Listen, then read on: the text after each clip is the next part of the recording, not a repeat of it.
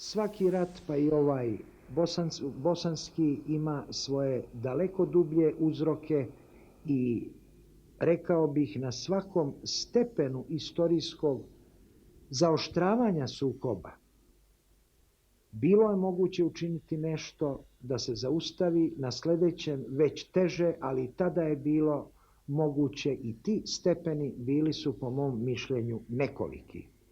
Da ne idem u najdalju prošlost, između različitih koalicija koje su u predratnom životu postojale između muslimana i Srba, pa onda Hrvata i muslimana za vrijeme rata, za vrijeme NDH, pa onda nekakve koalicije između partizanskih Srba i muslimana posle rata, da počnemo te nesretne 70. godine ili početka 70. godina, kada je ponovo na scenu stupila muslimansko-hrvatska koalicija u Bosni, oličena u Branku Mikuliću i Hamdiji Pozdercu, tako da su mnogi ljudi čak identifikovali u šali Bosnu, prevodili ime Bosne i Hercegovine kao Branko i Hamdija.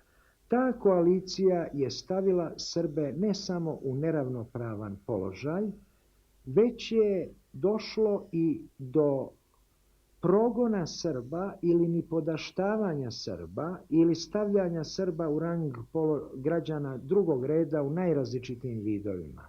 Na sarajevskoj televiziji su postojale liste srpskih intelektualaca koji se nisu mogli pojaviti u dnevniku, liste onih koji se mogli pojaviti samo u pojedinim kulturnim emisijama iz kulture.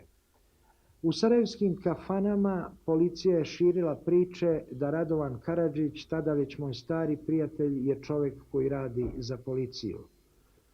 Niz srpskih intelektualaca, prije svega književnika i profesora, bili su praćeni, stvarane su afere.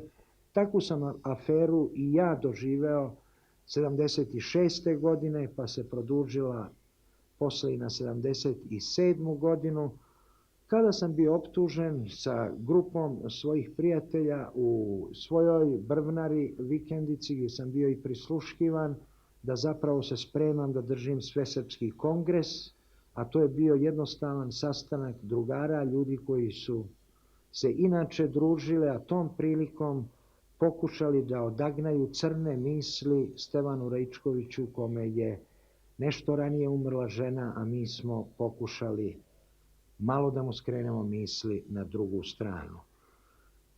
Usledilo je iseljavanje Srba, naročito intelektualaca, koje je i ranije bilo prisutno.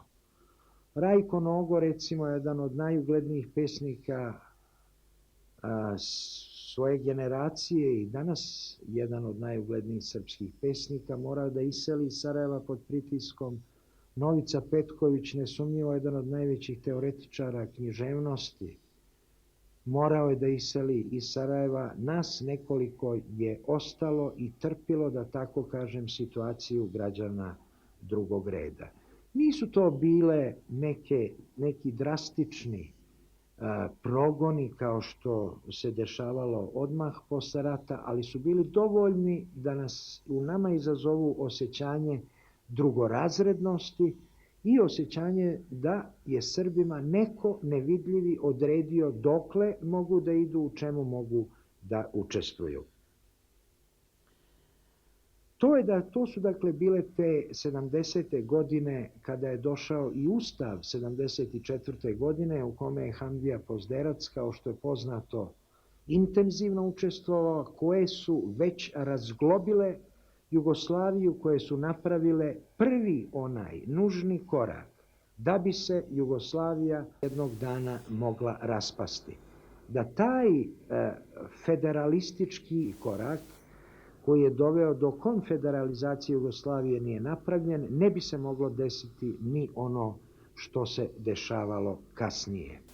Zato što bi postojala savezna tela koja bi bila kompetentna, kao što znamo, mi smo imali već tada, posle tog ustava, konfederalne republike, a samo jednu saveznu partiju, federalnu partiju koja je delovala na nivou Jugoslavije i koja je jedino mogla da okuplja ljude iz raznih republika, tako da kad se ona raspala, kad je došlo do globalne krize komunizma u svetu, više čvrstih spona nije bilo. Nema nikakve sumnje da su težnje ljudi u pojedinim republikama, pa i u Bosni, bile da pod firmom komunizma ili pod firmom socijalizma ili socijalističkog samoupravljanja vode određenu nacionalnu politiku, politiku nacionalne dominacije. U Bosni je to bio slučaj naročito sa komunističkom partijom u kojoj su muslimanski kadrovi imali ogroman uticaj, a tek oni Srbi koji su bili ili Jugosloveni ili polusrbi imali su nekog udela. 90. godine, kada je došlo do osnivanja nacionalnih partija, moram da pomenem da je još jedan fatalan korak pre osnivanja bio učinjen. Naime, mi znamo da je prva partija bila u Hrvatskoj HDZ, dakle da je taj virus, ako hoćemo, nacionalnih partija došao iz Hrvatske. U Bosni one još nisu bile legalne. Čovjek koji će postati predsjednik Ustavnog suda, Kasim Trmka, omogućuje da se u Bosni stvore nacionalne partije, omogućuje da zakonski to bude prihvatljivo, uprkos nacionalnom sastavu stanovništva koji je takav da nacionalne partije nisu bile ono što bi bilo politički najzrelije, da ne kažem najbezopasnije. Srbi su, kao što je poznato, posljednji koji su se nacionalno organizovali. Znamo da je prilikom osnivanja SDA partije pod tim imenom malo skrivenim, jer tada još nije bio donesen zakon, da je već tada muslimansko-hrvatska koalicija bila najavljena onom čuvenom Brozovićevom izjavom da će se Bosna braniti do Drine. Od koga do Drine jasno je, naročito posle užasa iz posljednjeg rata. Još početkom juna 90. godine mi smo smatrali da je dovoljno osnovati prosvetu, jedno kulturno prosvetno društvo, i ljudi s kojima sam se ja družio, to su bili profesori sa Filozofskog fakulteta, Milorad Kmečić, Aleksa Buha, naš prijatelj Karadžić po literarnoj liniji, još nekoliko ljudi. Mi smo smatrali, naša je filozofija u to vrijeme bila da ćemo ove nacionalne emocije moći da skrenemo na kulturni plan, da će kulturni plan biti dovoljan, a da bi ovaj politički ostao nacionalno neobojen. Prošao je svega mjesec dana kada smo uvidjeli da je to nemoguće, naime da u tom izazovu stvaranja Hrvatske nacionalne stranke i muslimanske, Srbi jednostavno neće imati kao narod ni svoja prava, ni svoju mogućnost, ni mogućnost da zaštite svoja prava. Tako je došlo do osnivanja SDS-a na Petrovdan 12. jula. A još krajem juna smo smatrali da bi to mogla da bude reformistička stranka. Ja sam čak lično učestvovao na prvom sastanku reformista i zaključio da, nažalost, ta stranka neće imati istorijskog goriva i neće moći da se izbori samo pomoću svog ekonomističkog pristupa za političku ravnopravnost. Jedan bitan moment koji je moment prevare srpskog naroda u Bosni još pre izbora i posle osnivanja nacionalnih stranki je onaj čuveni amandman 60, kada se na mala vrata, bez ikakve verifikacije u Saveznoj skupštini, kada je promenjen prvi član Ustava Bosne i Hercegovine, kada je samo mala promjena, umjesto da je to Republika suverenih građana i naroda, kada je to postala suverena Republika ravnopravnih naroda, narodi u Bosni i Hercegovini, muslimani, Srbi i Hrvati, su izgubili ustavni instrument da bi mogli da odbrane svoju ravnopravnost. U takvoj situaciji predizbornoj nama je odmah bilo jasno da je potrebno stvoriti instituciju Vijeća naroda, smatrajući da bi to bio najjednostavniji način da se odbrani ravnopravnost srpskog naroda u Bosni i Hercegovini, i s tom idejom negde pre izbora podjesen ja sam došao zajedno sa Radovanom Karadžićem do tadašnjeg predsjednika Skupštine Zlatana Karadžića i predsjednika Republike doktora Piljka, da im zatražimo, kako ne bi nastali budući sukobi, kako ne bi došlo do obespravljivanja srpskog naroda, kako bi se neka najvažnija pitanja rješavala konsenzusom, da se osnuje Vijeće naroda već tada u predizbornoj Bosni i Hercegovini. Sjećam se dobro da nam je gospodin Karadžić odgovorio, velika je opasnost od toga, opasnost je od federalizacije Bosne. Na tomu je Radovan Karadžić rekao, a zar je opasnost federalizacija Bosne ako se govori o konfederalizaciji Jugoslavije? Zar je opasnost veća federalizacija Bosne nego što je obespravljivanje jednog naroda i mogućnost političkih manipulacija sa jednim narodom ukoliko se stvori koalicija, a muslimanska i hrvatska koalicija već je bila tada i prostim okom vidljiva. Rečeno nam je da nema ljudi u Skupštini, da ne može da se zove Skupština, da ljudi u vladi nisu spremni da iziđu sa takvim predlogom. Bilo je vrlo neubedljivih odgovora na koje smo mi jednostavno odgovorili sljedećeg dana. Održali smo miting u Banja Luci, u Boriku, na jednoj maloj tribini, nije tu bilo baš mnogo ljudi, i osnovali naše nacionalno vijeće kao nekakvu prvu garanciju na koju je srpski narod, odnosno SDS, bio prinuđen kao predstavnik tog naroda da stvori određen instrument, pravni instrument u slučaju političke i druge ugroženosti. Tu se već video obrazac kojim se SDS služio, morao služiti i kasnije. Na odsustvo dobre, na pojedine nelegalne akte koji su kasnije sledili i vodili sve bliže sukobu, mi smo pokušavali da odgovorimo stvaranjem jednog novog političkog i pravnog mehanizma, smatrajući da je svaki takav mehanizam bolji nego oružani sukob ili direktni, bilo kakav direktni sukob ili razlaz. To je ta politika koju dr. Karadžić s pravom kratko naziva politika iznudice, koju je SDS vodio sve do posljednjeg trenutka, do trenutka i ratnog sukoba koji je isto tako bio iznuđen sa druge strane.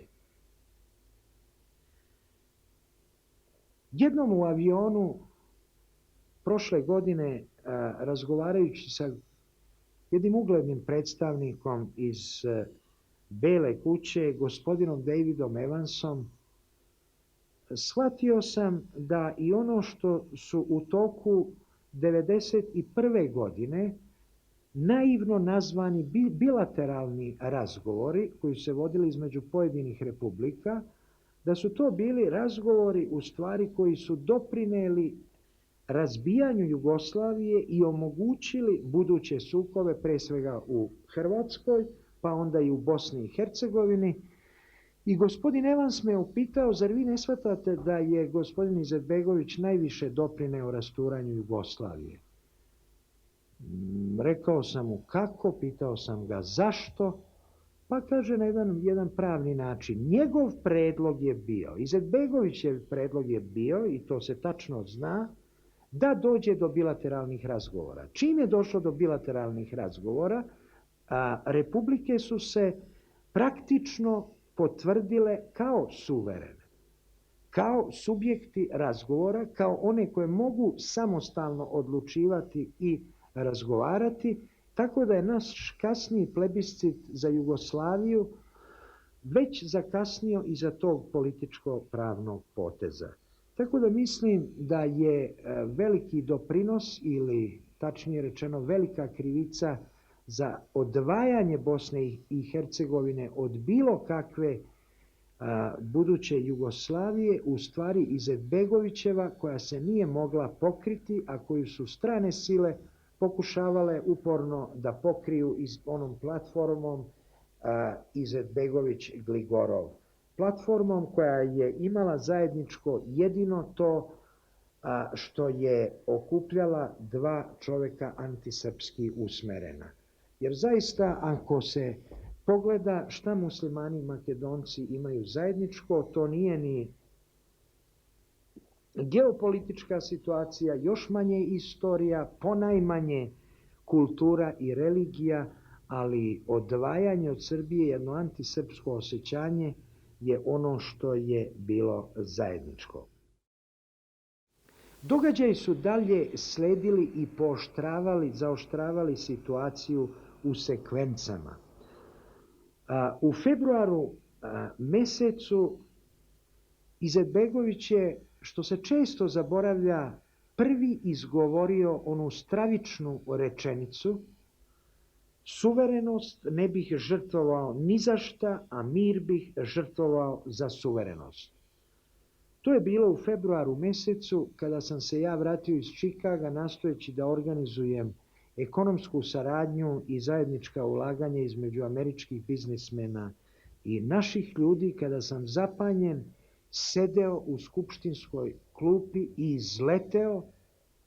Više ne znam tačno šta sam rekao, ali znam da sam bio jako uzbuđen. Rekao sam da li je moguće otprilike da neko za bilo šta žrtvuje mir, i rekao sam da smatram da je suverenost nešto što se postavlja kao psihološka potreba, što se uliva u glavu muslimanskom narodu, čak i onom čovjeku koji uopšte ne zna šta znači suverenost, i da bi trebalo pristati na tu suverenost samo zbog mira, i da sam ja Miloševića čak i molio u razgovorima bilateralnim da se Bosni prizna suverenost, pa da vidimo šta praktično ta suverenost znači, na što je nastala stravična negativna reakcija u sali. Šta imamo mi Miloševića da molimo, ko je Milošević da se moli. Došlo je do negativnih reakcija, ja sam bio potpuno shvaćen i video sam da su ti ljudi očekivali, što je bilo još strašnije od ove izjave, da Izetbegović izgovori tu rečenicu. Imao sam čak utisak da je on izgovorio naučenu rečenicu, da mu je neko drugi dao u zadatak: kako ćeš biti naš vođa, ti moraš tu stvar da postaviš tako. To je lično moj utisak, a istorijska je činjenica da je on prvi put pomenuo mogućnost rata na takav način. Dalji događaji koji su sledili deklaracija o suverenosti poznati su javnosti, ja se ne bih mnogo zadržavao na njima, ali bi se zadržavao na njih efektu sukoba koji su oni pojačavali, ili da tako kažem smanjenju mogućnosti izvlačenja iz sve većeg sukoba, odnosno one tačke od koje nema povratka nazad. Kada je došlo do deklaracije o suverenoj Bosni, koja je bila jednostrano donesena, srpski poslanici su pokušali pomoću onog na papiru postojećeg Saveta za nacionalnu bezbednost da se odupru tome i da suprotstave tome regionalizaciju Bosne i Hercegovine, ekonomsku, ali i političkog karaktera. To suprotstavljanje je bilo i posljednje na bazi nekog tela za nacionalnu ravnopravnost. Da se vratim jedan trenutak nazad, da je bilo Vijeće naroda uspostavljeno prije izbora ili tada, do sukoba u Bosni ne bi moglo doći, jer bi postojao konsenzus, bilo bi nužan konsenzus za sve ono što je sledilo, pa i za zahtev o nezavisnosti, pa i za memorandum o namerama, pa i za predlog ustava. Dakle, sve one tačke koje su dalje dolazile i vodile u apsolutni sukob, bile bi nemoguće da je bio moguć konsenzus. Tu se vidi i jedna od prvih oštrica krajnjeg sukoba. Oni koji nisu bili za konsenzus, nisu mogli biti ni za šta drugo nego za dominaciju. U Skupštini, kao i u predsjedništvu, po svim glasanjima jasno je bilo da muslimansko-hrvatska koalicija može da izglasa sve i da su Srbi u inferiornom položaju. Nijedan narod, nijedna vođe jednog naroda, ako predstavljaju istinski taj narod, nemaju pravo da pristanu na takav inferioran položaj. Otud su sledili srpski odgovori, kao što je regionalizacija koja je imala svoje duboko ekonomsko pokriće. Da pomenem samo nekoliko onih karakterističnih podataka. Poznato je da je Banja Luka bila posle rata na drugom mestu po stepenu razvijenosti, da je prošle godine bila na 26. mestu.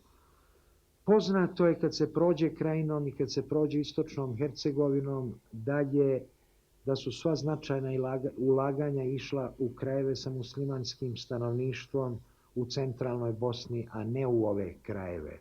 Da je 40% radnog stanovništva, i to je zanimljiv podatak, a ima toliko srpskog radnog stanovništva, stvaralo svega 24% nacionalnog dohotka, dok je isti broj ili približan broj procenat muslimanskog stanovništva stvarao preko 64% nacionalnog dohotka.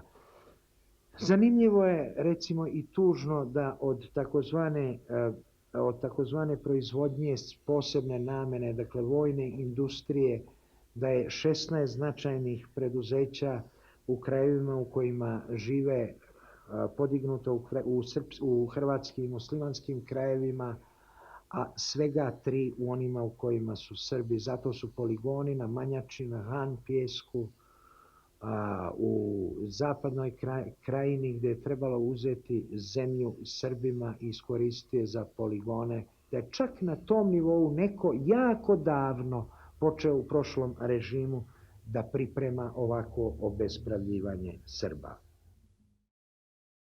Bio sam u prilici da u engleskom parlamentu saslušam izveštaj posebne izabrane komisije, komisije za spoljne poslove, u kojoj su bili i konzervativci i laburisti, u kojoj je prvi član glasio da je referendum u Bosni o nezavisnosti isprovociran, da je Badinterova komisija onim uslovima koje je postavila jednostavno isprovocirala referendum. Referendum nije došao iz neke prirodne potrebe ili iz neke političke situacije. Srbi su već vidjeli, a sa prethodnim iskustvima evropske neprincipijelnosti, da i druga strana uz evropsku podršku počinje da vara i počeli su da se suprotstavljaju takvim potezima. Konačno, kad je na to su Srbi odgovarali osnivanjem svojih, pre svega skupštine, pre svega regionalizacijom, osnivanjem svojih SAO regija, osnivanjem svoje skupštine srpskog naroda i konačno proglašenjem Ustava i Srpske republike Bosne i Hercegovine.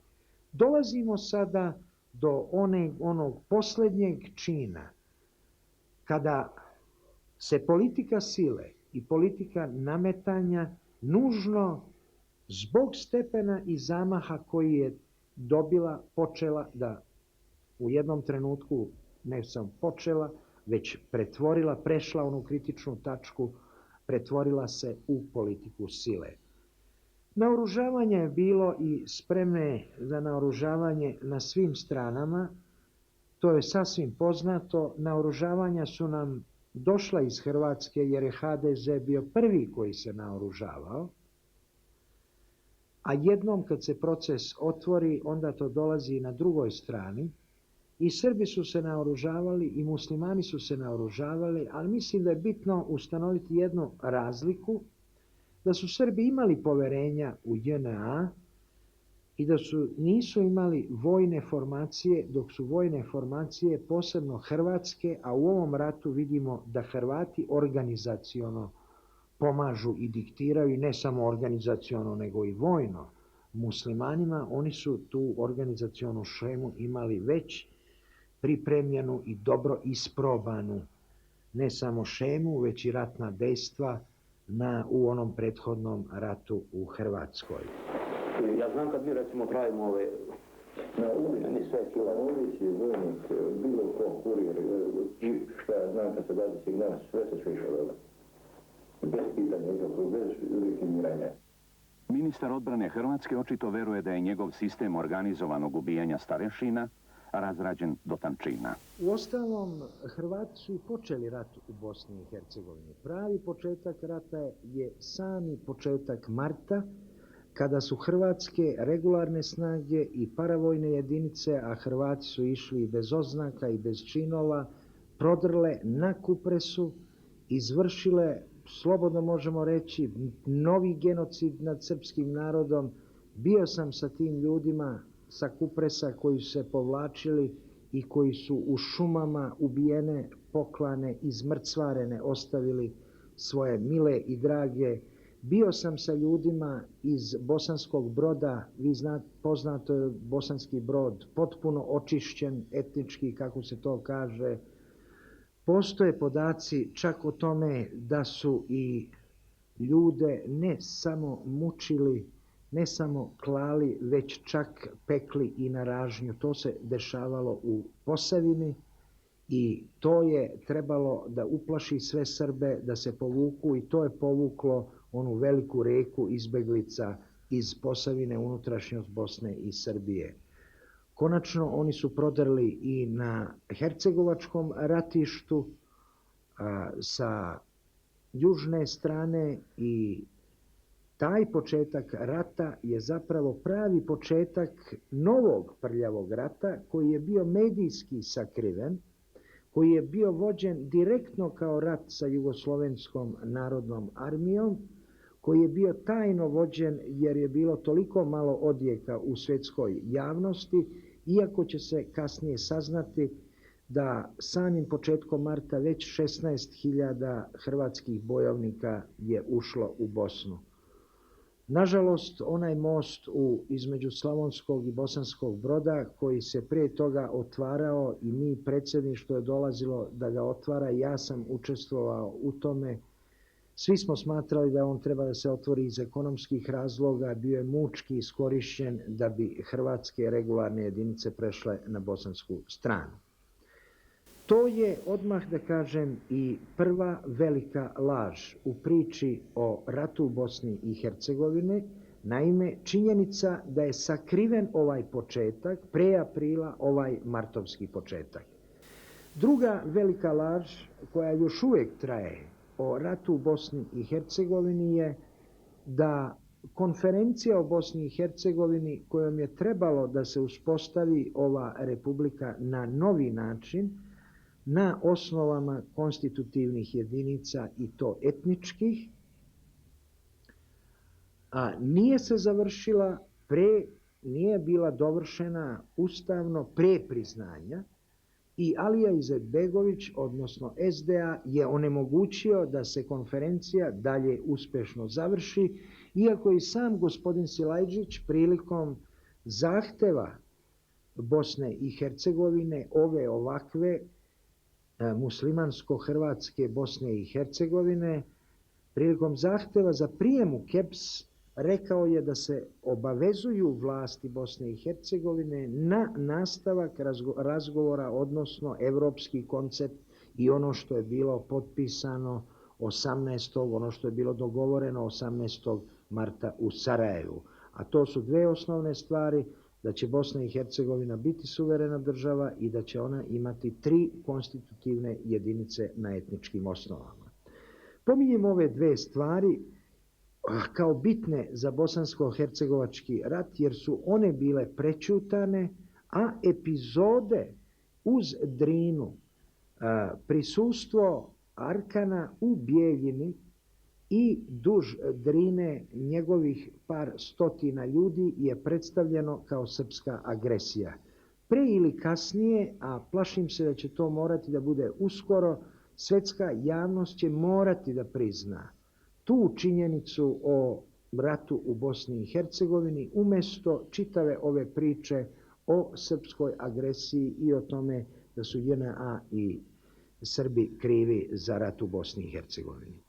Uostalom, tek odnedavno, zapravo od 4. juna u New York Timesu imamo činjenicu koju svi ljudi u Sarajevu ili većina ljudi znaju, da je rat počeo, zapravo da su sukobi u Sarajevskom ratu, Sarajevskom početku, bili 4. aprila, kada je u noći uzeta srpska milicijska stanica u Novom Sarajevu. Razgovarao sam lično sa komandirom milicijske stanice i ispričao mi je da mu je to jutro već bilo sumnjivo što su samo Srbi bili postavljeni na dužnost tog dana. Kako su sastavi mješoviti, stvar nije mirisala na dobro. Iste noći izvršen je upad u stanicu, ubijen je Petar Petrović, pored njega ranjen je drugi čovjek koji se nekako dovukao četvoronoške do stanice hitne pomoći. 5.4. specijalci koji su se prethodno odvojili od muslimanskog MUP-a, srpski specijalci i koji su se poljupcem rastali od svojih drugova, dočekali su vatrom u školi u Vracama, u školi koja je trebalo da bude njihov centar. Prethodnog dana u predsjedništvu je objavljena mobilizacija, znači izvršene su prethodne sve pripreme i počeli su sukobi, tako da rat što se tiče ove njegove sarajevske epizode ili sarajevskog drugog početka, posle ovog hrvatskog, je ponovo učinjen sa muslimanske strane i jako je dobro poznato šta se desilo i sa Holiday Innom, šta se desilo sa Srpskom demokratskom strankom koja je bila odmah opljačkana, kao što je bio i stan predsjednika Srpske demokratske stranke, kao što su bili zatvoreni, maltretirani svi pratioci srpskih predstavnika i predsjednika stranke i predsjednika Skupštine i kolegice Plavšić i moj pratilac. Znači, jedna teroristička aktivnost se odmah javila u Sarajevu i na to je usledio srpski otpor ljudi koji su bili isterani iz Sarajeva. To je dakle istina o samom početku rata koji se sada evo nastavlja. Pozadina, međunarodna pozadina te istine koju moram da pomenem jer je ona jako doprinela ovom ratu ili bar nije dovoljno doprinela da se on spreči, bila je jednako tragična. U toku marta, sluteći mogućan katastrofalan razvoj događaja, 2 puta sam boravio u Engleskoj i lično razgovarao sa Lordom Carringtonom i upitao ga zbog čega, koja se to konferencija ne završava, nego se njen kraj, 5. čin, odvija pre 3. i pre 4. pre 2. pošto je prvi već počeo. Pitanje, mislim, sasvim logično i odgovor ne može da bude odbranjiv. Lord Carrington mi je tom prilikom odgovorio, mi moramo da priznamo Bosnu zato da bismo sprečili srpski diktat toka događaja. Naime, Evropa je smatrala, ako se Bosna prizna, bit će nemoguća neka zamišljena invazija Bosne od strane Srbije. Odgovorio sam mu, Lorde, bojim se da je vaša procena potpuno pogrešna, prvo zato što srpska strana ne želi rat. Ono što je srpska strana želela, rekla je na konferenciji, mi smo inicirali tu konferenciju, 2 puta smo javno u Sarajevu pozivali na konferenciju, pa smo inicirali međunarodni tok konferencije. Zašto bismo mi želeli rat kad želimo toliko konferenciju? Bojim se da ćete vidjeti, da ćete izazvati Srbe i tek onda vidjeti kako izgleda kada Srbi diktiraju ili kad su prinuđeni da diktiraju tog događaja. Evropska procena je tu očigledno bila promašena, kao što je bilo i evropsko poverenje u muslimansku stranu. Najveća nesreća i za muslimanski, i za srpski, i za hrvatski narod u Bosni, rekao bih, je u tome što su predstavnici Evrope verovali muslimanskim predstavnicima, verovali da oni hoće građansku državu, neku državu na evropskim osnovama evropske demokratije, a u stvari ta teza o građanskoj državi je imala dvostruku funkciju. S jedne strane za Zapad ona je negirala tezu o fundamentalizmu. Evo, to su oni muslimani koji su sekularni, koji hoće građansku demokratiju, drugim rečima crkvu odvojenu od države, a s druge strane ona je imala svoju unutrašnju funkciju da poremeti ovu ideju etničke ravnopravnosti i etničke kantonizacije. Evropa, a posebno Amerika, nije mogla da shvati ili da uoči jednu naoko prostu stvar. Ako je Jugoslavija pucala po nacionalnim šavovima, ako je u čitavoj istočnoj Evropi ideologiju zamenio nacionalni, kulturni i religiozni identitet, u Jugoslaviji nije mogao da bude drugačiji slučaj. U Sloveniji je to bilo relativno jednostavno zbog homogenosti stanovništva. U Hrvatskoj se vidjelo da to ne ide upravo zbog srpskih krajina. Zar je trebalo čekati ustavno političko rješenje pa da se vidi ono do čega će dovesti rasplet događaja u Bosni i Hercegovini? Taj rat u Bosni i Hercegovini posle prvih dana počeo je da poprima neslučajne razmere. Ne može se reći da su svi ljudi kontrolisali sve grupe koje su se spontano organizovale, ali je jedno izvesno, da su ljudi sve više bili motivisani da jedino oružjem mogu braniti svoja ugrožena prava, da im ni u kakvoj građanskoj takozvanoj Bosni neće biti obezbeđena prava, da će biti građani drugog reda, dakle da im predstoji ili poraz ili borba za svoja prava koja ima ovakav oružani oblik. Srbi su se neprestano na svim konferencijama u Lisabonu trudili da se konferencija nastavi i da se mapa napravi što objektivnije, čak i što velikodušnije sa srpske strane. Svaki prekid konferencije, i to moram posebno da istaknem, dovodio je do sve većeg ratnog sukoba. Mi smo primetili koordinaciju između dva toka stvari. Pred konferenciju dolazilo je do oružanih sukoba da bi se konferencija odložila. Kada bi bila konferencija odložena na jedno izvesno vreme, do konferencije je dolazilo, a onda bi se odmah pojačavali sukobi posle prekida, kao što je bilo pretposlednji put, kad je Alija Izetbegović jednostavno prekinuo konferenciju, odnosno zahtevao da ide, i tad je došlo do onog strašnog napada i najvećeg bombardovanja Sarajeva. Posljednji put gotovo ista stvar se ponovila, samo sa jednom velikom farsom, sa farsom o masakru koje su navodno izazvale srpske granate u Sarajevu u ulici Vase Miskina, iako je svim stručnjacima, pa i gospodinu Dojlu koji je sedeo s nama u Lisabonu, po vrlo očiglednim znacima, od toga da stakla nisu popucala, do toga su ljudima najviše stradale ekstremiteti, bilo jasno da je to bila muslimansko-hrvatska diverzija. Nažalost, ta istina srpska, kao i mnoge druge, nisu prodrle dovoljno snažno u svet. Bila je tu još jedna druga varka što se tiče prekida posljednje runde konferencije u Lisabonu.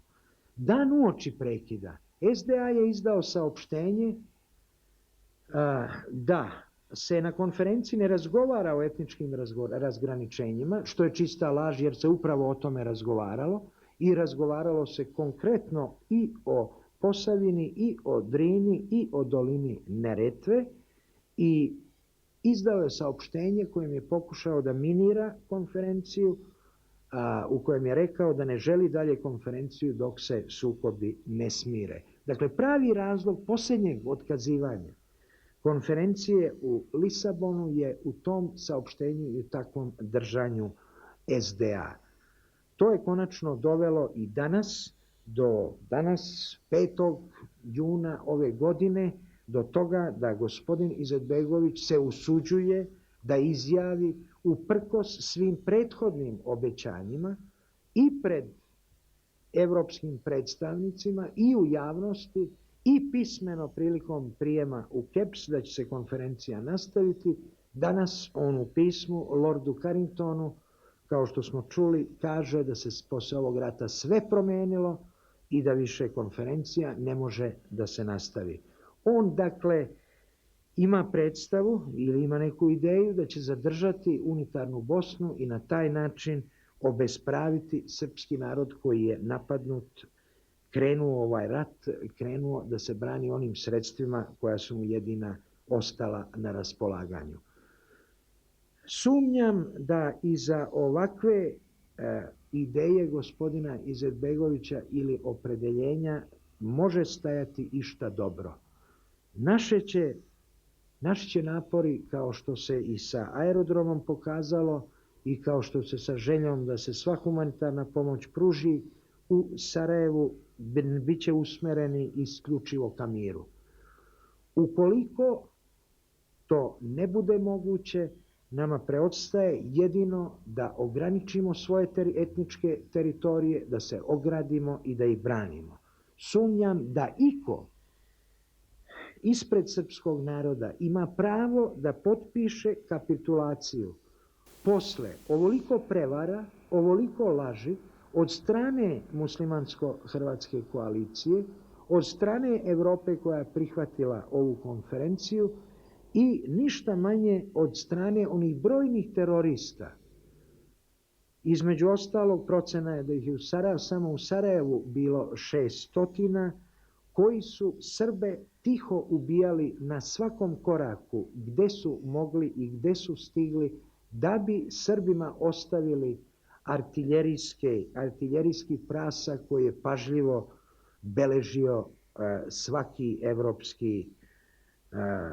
evropski medij. U svim evropskim medijima govorilo se isključivo o bombardovanju. Još jednu stvar da kažem po ovog bombardovanja i ovog prljavog rata koji se u Sarajevu vodi, u koji su ljudi lično uvučeni na najrazličitije načine. Od toga da su srpski intelektualci ucenjeni, da su Srbi koji su ostali u Sarajevu dovedeni u situacije kao recimo profesor Ekmečić koji je nedavno izašao, da budu maltretirani i pretučeni najviđeniji intelektualci jednog naroda do onih muka kao što je bilo u Pofalićima, ljudi koji su mučki ubijani na pragu svoje kuće, koji su branili taj prag oružjem pa su zato proglašeni za vojnike, a navodno to nije ratni zločin kada komšija dolazi. U Pofalićima smo imali upravo taj slučaj da su komšije ubijale komšije. Sva ta sredstva prljavog rata neće pomoći gospodinu Izetbegoviću u krajnjoj liniji, niti će moći Srbe da prinude na kapitulaciju. Žrtve su već velike za srpsku slobodu i ravnopravnost pale, a mislim da i istina već počinje da se otkriva i da će svakog dana u svetu biti sve jača. Jer konačno u ovom ratu zašto se Srbi bore? Srbi se bore za svoja elementarna prava, da budu ravnopravan narod sa drugim narodima, da žive pod svojim zakonom, a ne pod zakonom i pod primjenom tog zakona koju im neko drugi diktira. U krajnjoj liniji oni se bore za svoje duhovno biće, za svoju kulturu koja je višestruko bila ugrožena ne samo u ovoj jednogodišnjoj demokratskoj, nego i još mnogo više u onoj komunističkoj Bosni i Hercegovini.